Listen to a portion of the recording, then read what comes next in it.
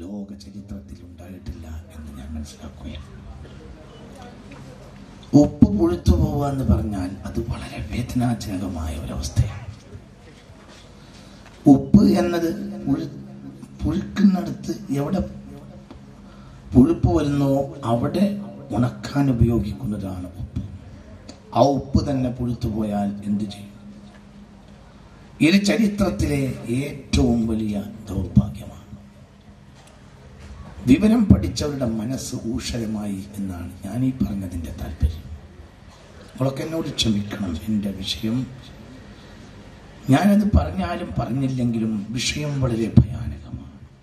അത്ര ഒരു ആപത്ത് ഇനി ലോകത്തിന് വരാനില്ല. ലോകത്ത് ഏറ്റവും വലിയ അലാമത്താണ് ഇന്ന് കണ്ടുകൊണ്ടിരിക്കുന്നത്. അല്ലെങ്കിലും സമൂഹത്തിന്റെ അടിത്തറ എന്നത് ആലിമാണ്. ആലിമ് നന്നായാൽ എല്ലാം നന്നാവും. നന്നാകുന്നില്ല എന്ന് പറയാൻ അവകാശമില്ലാത്തവനാണ് ആലിം.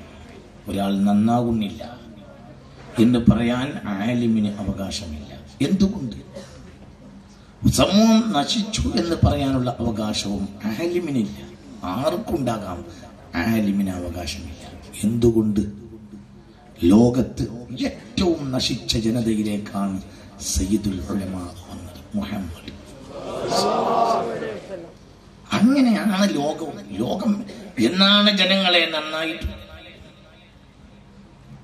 ആലിമാണ് ലോകത്തെ നന്നാക്കിയത്.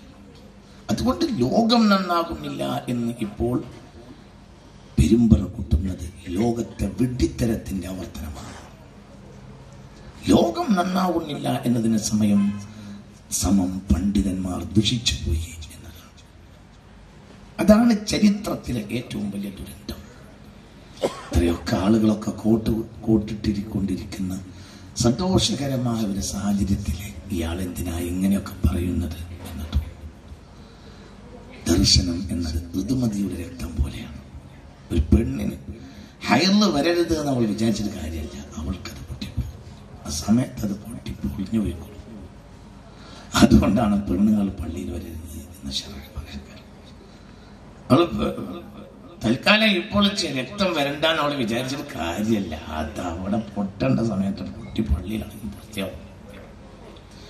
ഇത് സത്യത്തിൽ ഇത് തന്നെയാണ് ചിന്തയും. ചിന്ത തടഞ്ഞു നിർത്താൻ കഴിയൂല. അത് പൊട്ടി പുറത്ത് ചാടി നിർവാകും. അതിൻ്റെ ആളുകൾ സത്യത്തിൽ നമ്മളുമല്ല. നമ്മൾ ഒന്നിൻ്റെയും ആളല്ല. അല്ലാഹു ഖലഖക്കും വമാ തഅമലൂൻ. നമ്മൾ ഒന്നിൻ്റെയും ആളല്ല. നമ്മളിവിടെ നാവ് വെക്കുന്നു എന്നേ ഉള്ളൂ. പറയുന്ന ആൾ വേറെയാണ്. നമുക്ക് ഒന്നിനും കഴിവില്ല. നമുക്കാകെ ഒരു മൂലധനേ ഉള്ളൂ. വലാ ഹൗല വലാ ഖുവത ഇല്ലാ ബില്ലാഹ്. അത് ഏറ്റവും വലിയ ആപത്ത്. തസവ്വുഫ് നഷ്ടപ്പെടുകയും തസവ്വുഫിന്റെ സ്ഥാനങ്ങൾ സംഘടനകൾ ഏറ്റെടുക്കുകയും ചെയ്തു എന്നതാണ്. ഇത് ചരിത്രത്തിലെ ദുരന്തമാണ്. സംഘടനകൾക്ക് അതിൻ്റെ ഗുണമില്ലേ? തീർച്ചയായും ഉണ്ട്. അതുകൊണ്ട് നേട്ടങ്ങളുമുണ്ട്. പക്ഷേ അത് മതത്തിന്റെ ഭൗതികമായ ഭാഗം മാത്രമാണ്. അതല്ല മതം. മതം വളരെ ഡെപ്താണ്, വളരെ ആഴമുള്ളത്. ആ ആഴത്തിലേക്ക് ചെല്ലാൻ ഒരു കാരണവശാലും സംഘടനകൾക്ക് സാധിക്കുകയുമില്ല. എന്നാൽ ഇത് ആവശ്യമല്ലേ? തീർച്ചയായും ആവശ്യമാണ്. അത് ഈ മക്കാമിൽ കിടക്കുന്ന മഹാനെയും ഇതിന്റെ മതിലിനെയും പോലെയാണ്. ഈ മക്കാമിൽ കിടക്കുന്ന മഹാനും ഈ മതിലും തമ്മിലുള്ള ബന്ധമാണ്.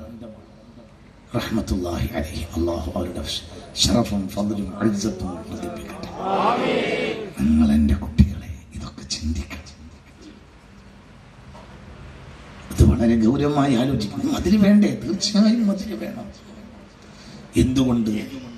ഈ കോമ്പൗണ്ടിനെ കോമ്പൗണ്ടാക്കി നിലനിർത്തുന്നത് ഇവിടെ ഒരു മതിലുണ്ടായി എന്നതാണ്. മതിൽ ഇതിന് പ്രൊട്ടക്ഷനാണ്, അതേസമയം അലങ്കാരമാണ്. മതിൽ ഇതിനെ റോഡിൽ നിന്ന് വേർതിരിച്ചു നിർത്തും. പക്ഷേ മതിൽ ഇതിന്റെ ഉള്ളിലേക്ക് ചേർത്ത് നോക്കിയാൽ ഒന്നുമല്ല.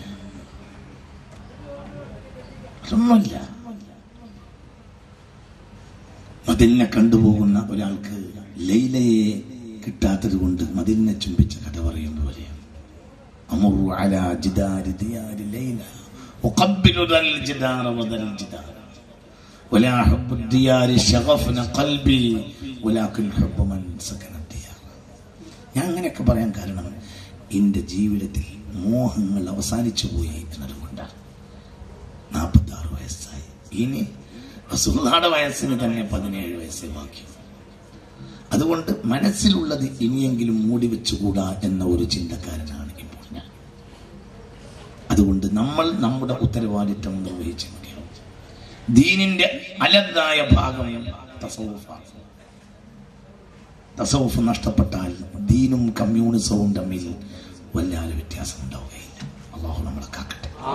കമ്മ്യൂണിസം ദൈവത്തെ പരിചയപ്പെടുത്തുകയും ഇലാഹിനെ പരിചയപ്പെടുത്തുകയും ദീൻ ഇലാഹിനെ പരിചയപ്പെടുത്തും എന്ന് മാത്രമേ ഉള്ളൂ. എങ്ങനെയായാൽ തസവുഫില്ലാതെയാൽ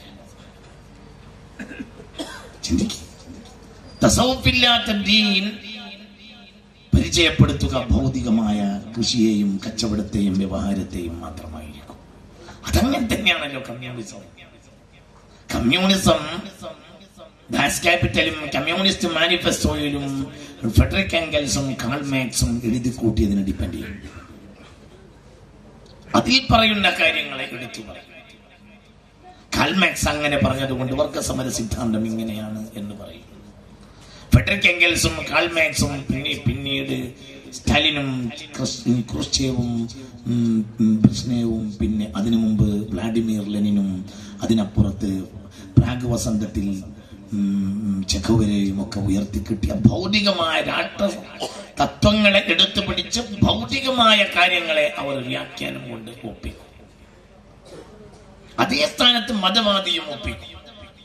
മതവാദി ആ സ്ഥാനത്ത് അള്ളാഹുവിന്റെ പേര് പറയും എന്നേ ഉള്ളൂ, നാമമാത്രമായി.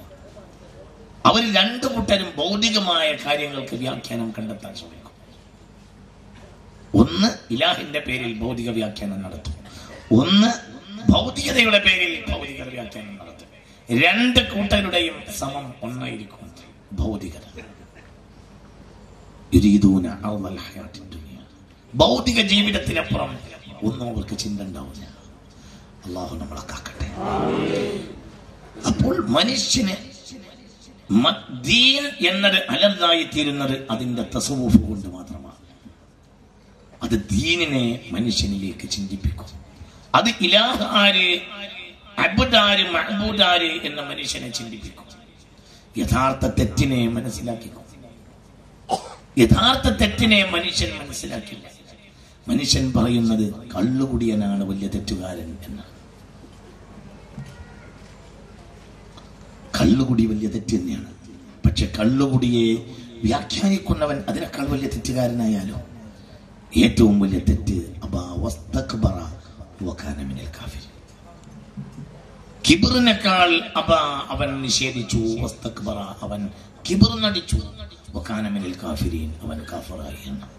അവൻ കാഫിറായി, അവൻ കിബർ നടിച്ചു. അങ്ങനെയല്ല, അവൻ കിബർ നടിച്ചു, അവൻ കാഫിറായി. കിബർ കുഫർ എന്ന രണ്ട് വാക്കും കാഫിന്റെയും റാഇന്റെയും ഇടയിലുള്ള അക്ഷരങ്ങളാണ്. അതൊരച്ചുതണ്ടിൽ ഒരു ഗോളം കറങ്ങുന്നത് പോലെ കാഫിന്റെയും റാഇന്റെയും രണ്ടച്ചുതണ്ടുകൾക്കിടയിൽ ബാഉം ഫാഉം കറങ്ങാം. തർത്തീബ് നോക്കിയാൽ ഫാഇനേക്കാൾ മുഖദ്ദം ബാ. ഓഹോ, അപ്പോൾ കിബർ ഉണ്ടായാലേ കുഫർ ഉണ്ടാവും. തർത്തീബ് അങ്ങനെ തന്നെയാണ്. ചിന്തിക്കണം, ഇത് തലയെ കേട്ടണം. കള്ളുകുടിയേക്കാൾ വലിയ കുറ്റക്കാരൻ മുത്തക്കബ്ബിർ. അല്ലാഹു നമ്മളെ കാക്കട്ടെ. ഇത് ഇന്ന് പണ്ഡിത പാമര ഭേദമന്യേ വ്യാപിച്ചു.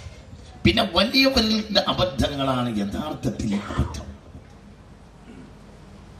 തെറ്റ് രണ്ടും പ്രത്യക്ഷത്തിൽ തെറ്റിന്റെ രീതി ഒന്നായിരിക്കും. വലിയവരുടെ തെറ്റാകുമ്പോൾ അതിന് വ്യാപകമായ നാശം. എന്റെ അയൽവാസി ബീരാൻകുട്ടി, എന്റെ അയൽവാസിയായ ഒരു ബീരാൻകുട്ടി അപ്പുറത്തെ ഫൈസലിന്റെ വളപ്പിൽ നിന്ന് ഒരു 10 കൊത്ത് മണ്ണെടുത്തിട്ട് അതിർത്തി മാറ്റിക്കെട്ടി എന്ന് വെക്കും. അയാൾ രണ്ടാളുടെയും ഇടയിൽ ഒരു അതിർവരമ്പുണ്ട്. ഇപ്പുറത്ത് 10 സെന്റ്, ഇപ്പുറത്ത് 10 സെന്റ്. ഒരു 20 സെന്റിൽ നിന്ന് വീരാൻകുട്ടിയും